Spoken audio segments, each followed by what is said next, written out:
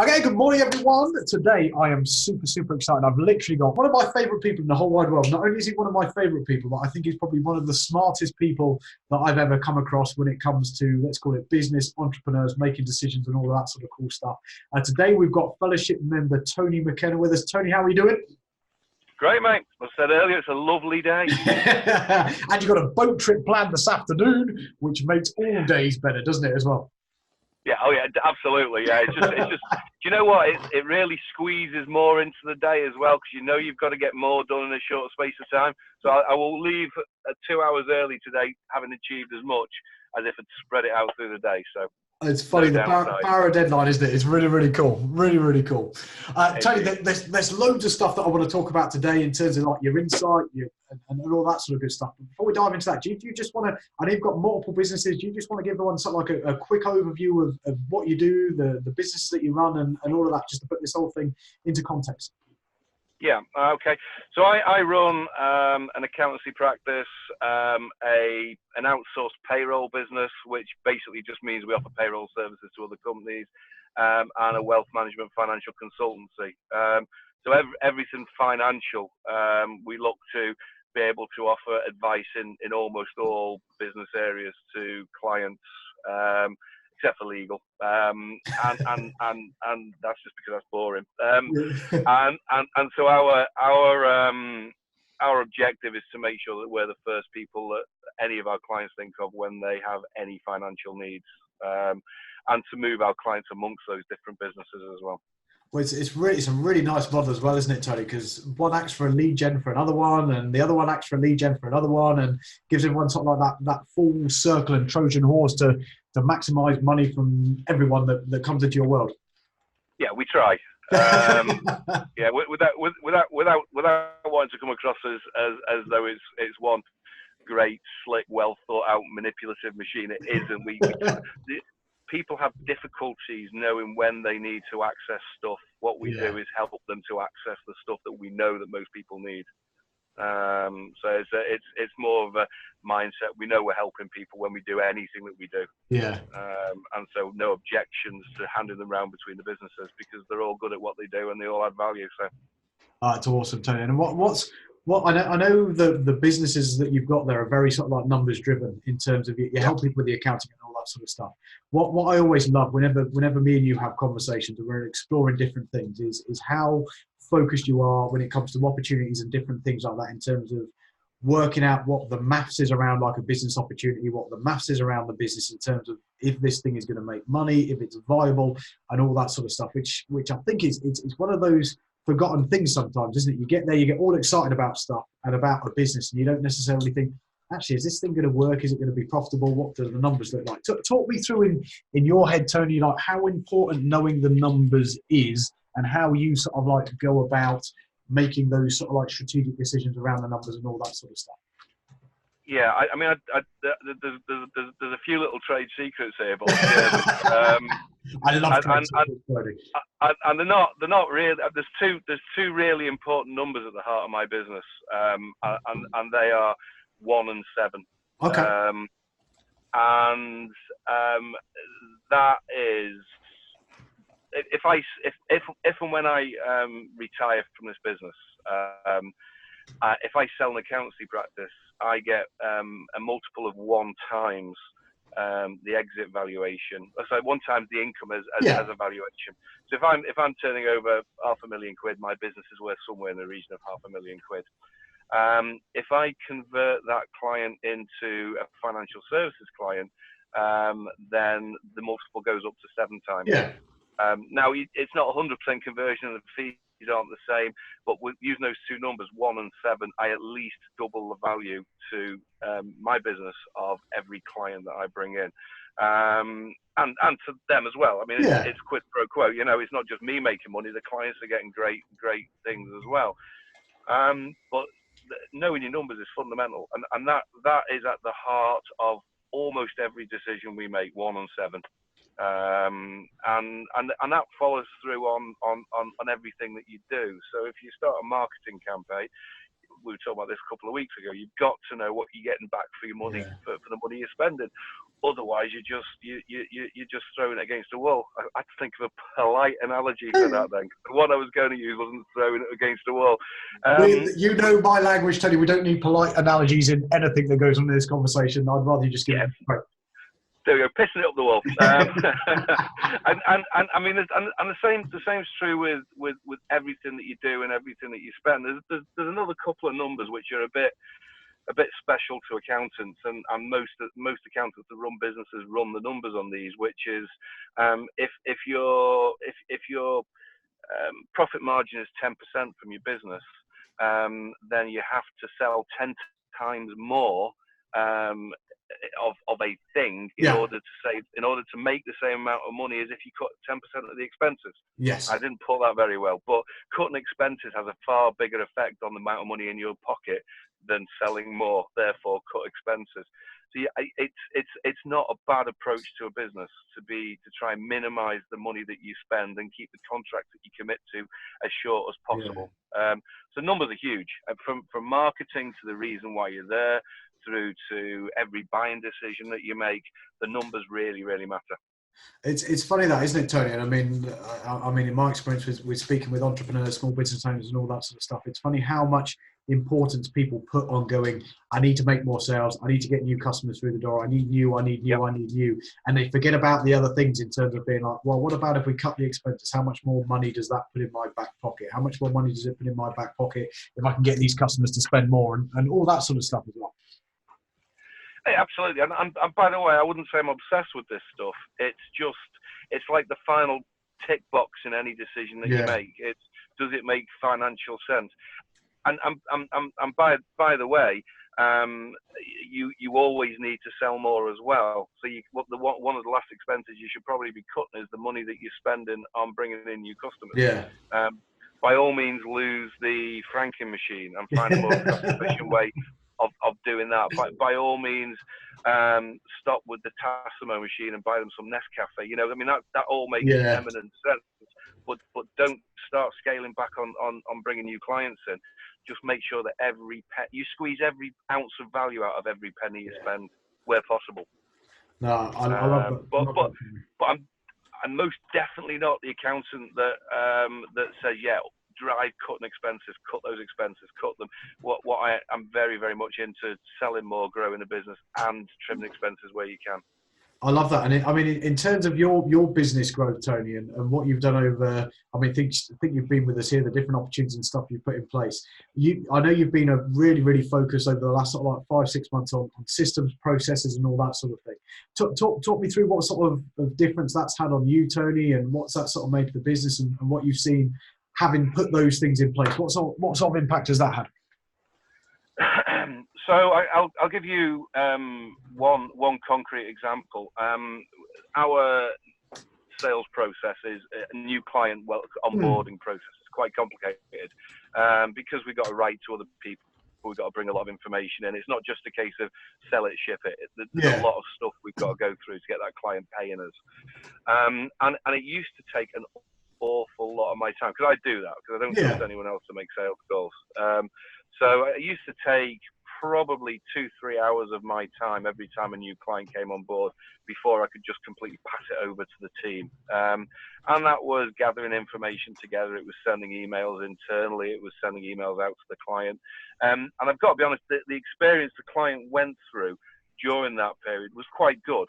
But it was all in my head. We've automated it now. I've still got to make the sales call, which still takes me half an hour. I then have a series of automations which send the information out to the existing accountant if it's a client we're bringing on from another accountant, or send out the application forms for signature, inform all the members of the team what's going on, and write a year's worth of email content to the client, which improves the client experience. Now, the way that I can measure that that's actually happening is I know that the time I'm spending on it is going down significantly. I know the complaints of my internal team about the quality of stuff I was sending them when I was busy have disappeared. And we also built a feedback email request into the clients after about a month of going through this email process on what their experience was. And we've gone from grumblings from clients to 5, 5, 5, 5, 5 out of 5 on all of the measures, with comments along the way about how we can improve it slightly, but tweaks. So it's saving us time, which makes us money. It's keeping everyone internally happy, which is really important.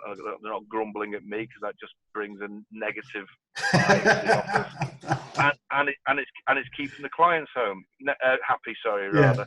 Now, I think the most important thing about the approach that you and I have taken is not for me to pay somebody to automate a process, but to teach me how to automate that process, and use the right tone in order to achieve the objective.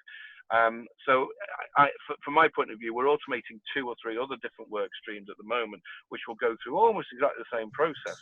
But if I was to just pay somebody, I'd be paying thousands of pounds every time I needed something automating, and waiting months, and still doing most of the work, because most of the work isn't the automation; it's the preparation of the communication, the email writing, and stuff like that.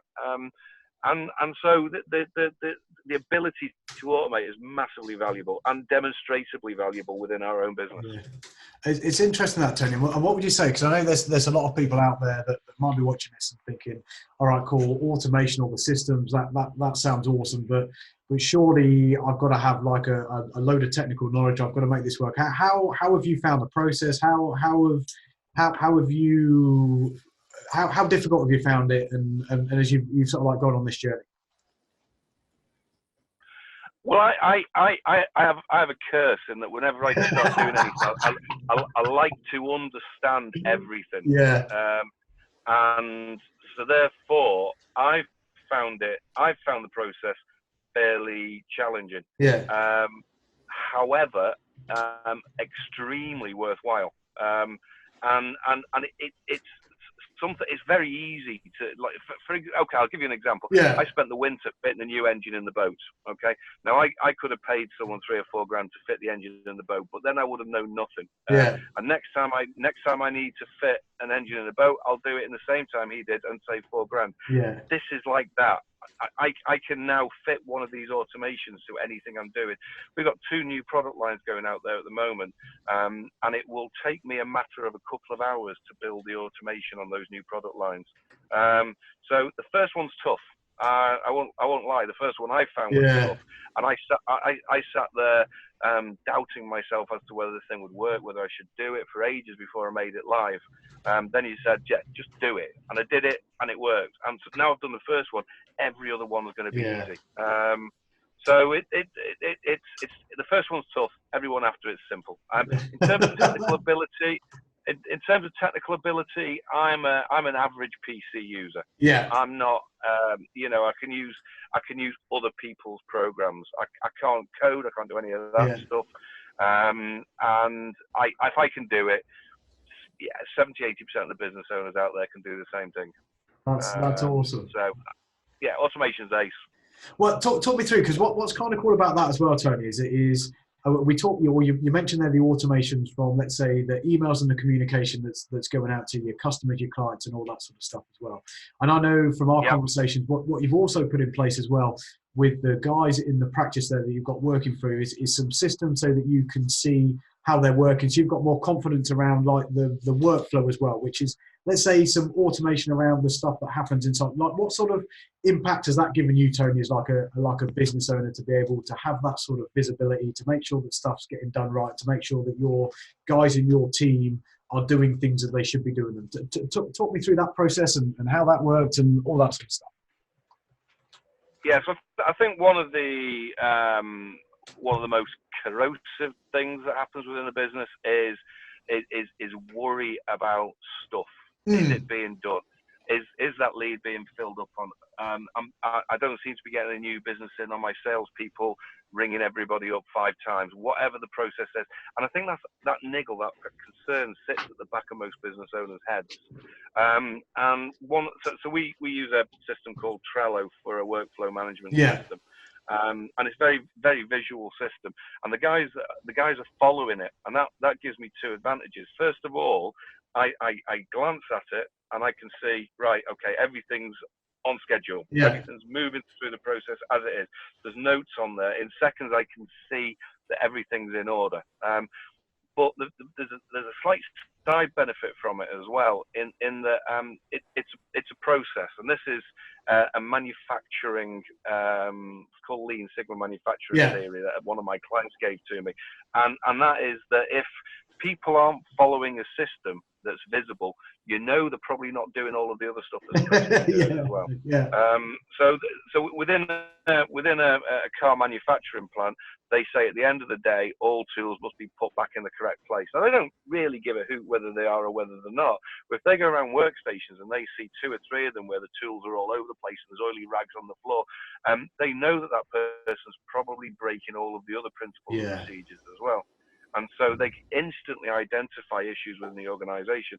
And we've used it for exactly that. Now, that's a bit sneaky, and it won't work if this goes to too wide an audience. But we've seen where people aren't following the processes, we've spotted fundamental issues with them and the way that they're working, and been able to correct it with training in one case and a good sacking in the other. Wow. And so there's all sorts of benefits, and I think the only people that can really do this stuff for your business is you. I think you've got to figure out how to be able to be a self-sufficient automator. I don't even know if that's a phrase. It is now. I think you get where I'm coming from. Yeah. Right. Okay. Fantastic. So I think that needs that you've got to be able to do it because you know your business and you know everything that's going on about it. And you know the numbers that matter, or at least you should do. And this ability to overlay an automation on it's got all kinds of benefits. Certainty, you know visually that stuff's getting done in the practice. The clients are happier. There's more communication going out to the clients, so in terms of their experience, it's improved. And added to that, you can see when people are being very, very naughty in the office, and you can sort it out. So. Which is kind of funny, isn't it? Because you're so busy sometimes running the business, and if you've got teams, big teams, that people can sometimes hide behind stuff, and you can't necessarily see it because you're busy doing the other stuff. So to have that visibility gives you that edge, doesn't it? To a certain extent. Yeah, and I think from the owner's perspective as well, it removes a small element of doubt and concern from the back of your mind. And I think anything that you can remove as a concern from your mind frees up a little bit more energy to do the stuff in your business you should be doing. And this actually, incidentally, I never really understood what it meant to be working on your business as opposed to in your business. I never really got it. I'd heard it loads of times and I understand it, but I never got what people were doing when they did it. This is exactly what they should be doing when they're working on the business. They should be finding ways to make it work more smoothly. And the automation journey you and I have been on has been massively useful, and will be rolled into everything that we do from this point forward. So. Well, that's awesome, Tony. And I guess it means that you can go out early on your boat on a Friday afternoon and not have to worry because things are happening as they should be happening and all that sort of good stuff as well. Yeah, that would be nice. I said I've got a curse. I've got one more as well. And that is, I always thought that what I wanted to do was to get rid of automated tasks so I could go and do stuff I enjoyed doing. But I've actually found out that I think I will always fill every hour of work with something new. I just think I'm fighting at a slightly different level now. So I'm still working as hard as I ever was. I've just lifted the level a little bit. Well, it's interesting because I think I got a message from you. It was maybe a month or it might have been actually a couple of months once you'd been part of the fellowship, and it was something along the lines of, holy shit, I think I've done more of this working on the business in the last 2-3 months than I've done in however many years, or something like this. Like this process works. So talk me through, Tony. What do you think's been the catalyst for you being able to get more of this stuff done? What's been different now than was before, and all that sort of stuff? What do you think's helped you get more done, get more implemented, and get more work done in the business? A little bit of it is actually, if I'm being brutally honest, has been held to account, because the only people in your own business that tend to hold you to account are the people who work for you. So if they demand your time to resolve an issue, they tend to get it, because they're the people you're almost answerable to your employees in a weird way. I think the having somebody that's sitting there outside and saying, "Have you done this?" really helps. And it's a little bit. I mean, I don't think I've struggled for confidence, but there's a little bit of it. I think we're spoken to a lot by IT consultants and marketing gurus and all this stuff about the fact that there's an app out there that can solve this for you. Just use the app, everything will be right, or just take our SEO package and all will be well. And we tend to get rid of all of that stuff to people who don't know our businesses. So I think that the real turning point for this is when you try an automation that you've built yourself and it works, and then you use it with a client and it works, and then you get feedback from the client 2 months down the line and it's still bloody working. I mean, that's unheard of. I mean, that's like Starship Enterprise time. It's great. It really is. So I think it starts with that ideas and accountability for actually doing stuff. Trying things out and they work, and then seeing that they keep on working. So it's a journey. Lose the fear, do it, and then keep doing it when it starts working. That's it for me. I mean, that's I don't do short answers. No, that's as short as I can do it. It's perfect, Tony. I think that accountability piece is a big one, isn't it? Because, like you say, sometimes as you're running a business, it doesn't matter whether it's just you or whether you've got 5, 10, 6, 20, 30 employees. That you're sort of alone to a certain extent, and you will sort of let yourself off the hook to a certain extent as well. And you don't necessarily have that environment there, where people will hold you to a higher standard than you will sometimes hold yourself. And I guess arguably on top of that as well, that you've got people there that won't necessarily give you an honest opinion. There's sometimes a hidden agenda from an employee perspective, from a spouse perspective, and all that sort of stuff as well, isn't it? And having people there that will actually go, you know what, I think that's a fucking stupid idea, or I think that's a great idea, and they will give it you black and white, red or green, whatever it might be. And on top of that, you're actually, Tony, when we do with the fellowship, the monthly meetings, it's the same with our Crusade Accordings as well. You are absolutely awesome at telling people exactly how it is, but not just telling people how it is, but giving the right strategic advice either side of that as well.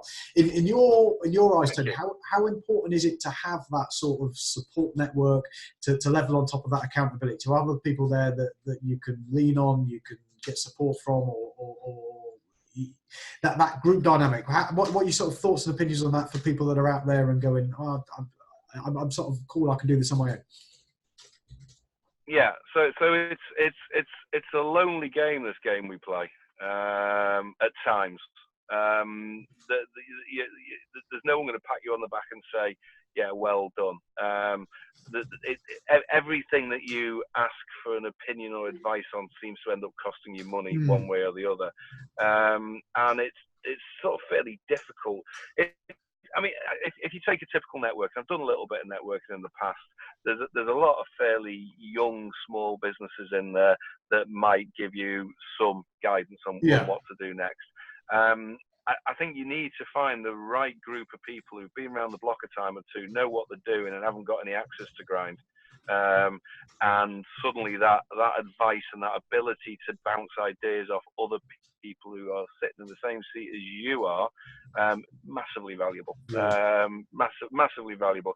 And incidentally, I tend to sit in a darkened room a lot of the time. Writing the stuff and working on stuff.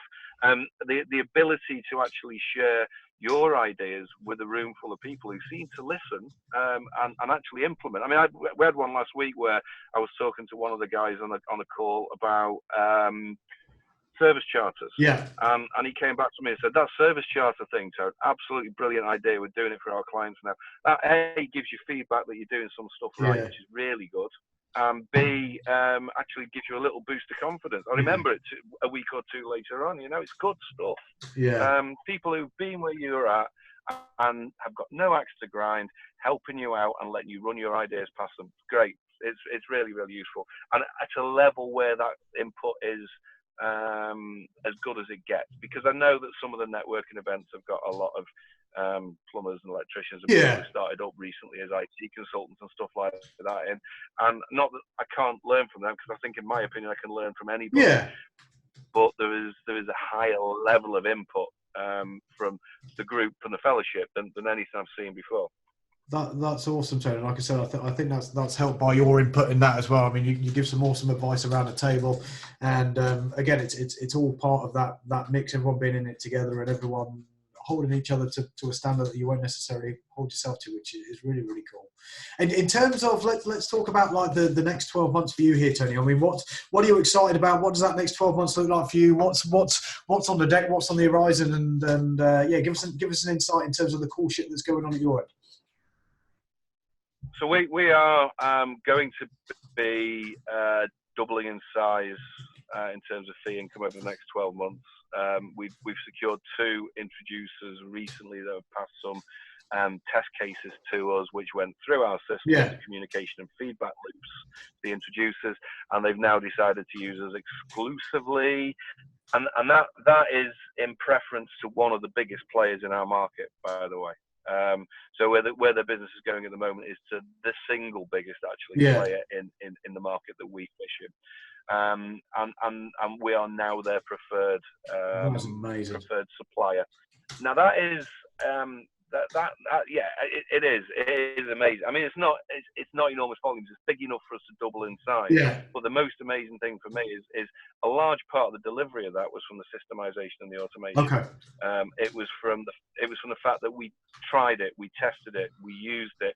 The clients loved it, as though it was some kind of genius IT somewhere with often they'd invented it. It wasn't. It was Tony with Charlie's guidance. You know, and that's what it was.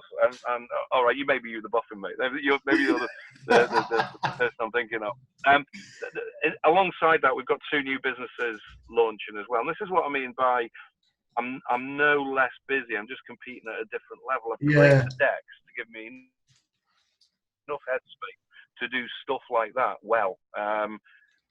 So the next, that should be worth around about the same as our current practice value in terms of revenue. So we're going to double the core accountancy practice. We're going to have the same as the original half in fee income from the payroll stuff.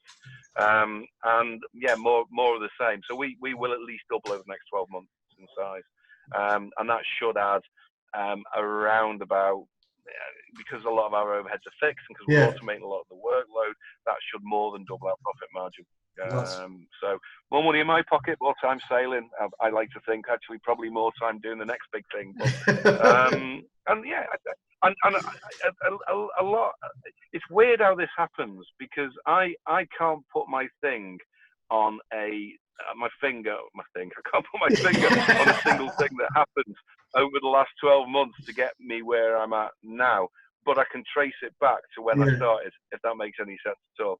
There's a whole host of stuff gone on, which has just meant my game's gone like that.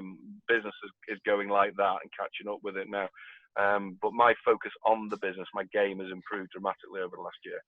That's amazing, Tony. And the fact that you can Thank you, Charlie. A lot of that is down to you and the fellowship. Well, it's cool that you said there, and it's going actually because the perception would be in terms of going like, cool, I want to grow, but you end up sometimes in that thing where going, I want to double the business, but if I double the business, that can sometimes mean that I'm more fucked than I am now in terms of time, energy, effort, and all that sort of thing. So to be able to double the business and still be like, actually, I can still do the selling, I can still do more stuff. In fact, I can now run another opportunity if I want to. It's an incredible feat, and credit to all the stuff that you've put in place there, Tony, which is fucking amazing. And I think the other thing to touch on there, which is really interesting, is the fact that you said you can't necessarily pinpoint one big thing. And I think sometimes, I don't know what it's like for you, but in my experience, you as men especially, you're looking for this big thing that's going to make the dramatic change and the dramatic shift. And actually, it's a lot of the little things that you do on the journey that compound, and then once they've compounded, you're just like, holy shit, like this thing's just, I'd forgot where we were 12 months ago. This thing looks so different, but it's the multiple things stacked up on top of each other that have that impact and make that difference. Yeah, absolutely. And the, just that, I mean, the reason we come across people like you is because we're looking for people like you. Sorry, that's terrible. The reason I came across you is I was looking for somebody like you that could help me to change something that I was dissatisfied with in my business. And there's a whole host of stuff that's happened to allow me to do that. I mean, I won't pretend that everything's cured and this is going to be an easy year, because it's never going to be an easy year. Yeah. But again, I'm fighting at a different level. And it's like what's the old analogy? A striving for failure. A high jumper always knows they've done their best when they knock the bar off. Yeah. But their success is defined by failure, i.e., they knock the bar off. And that's what I'm really trying to do here. I'm trying to strive to get the business to the point where actually it doesn't work anymore. Yeah. And I fail, but I fail at so much higher level that everything in the business is working better. Yeah. As a result of getting to that point. So that's kind of where I'm at. Totally, it's awesome. It's really, really exciting. It's been exciting to watch you over sort of like the last 6-7 months. I'm really, really excited to see what the next 12 months hold for. It's really, really cool. But before we wrap this thing up, Tony, for the people that are watching, what would be, if there was one thing that one piece of advice that you would say for business owners that are out there that are looking to, let's say, start operating at a higher level, just like you do? What would be the one piece of advice that you would tell those people to do?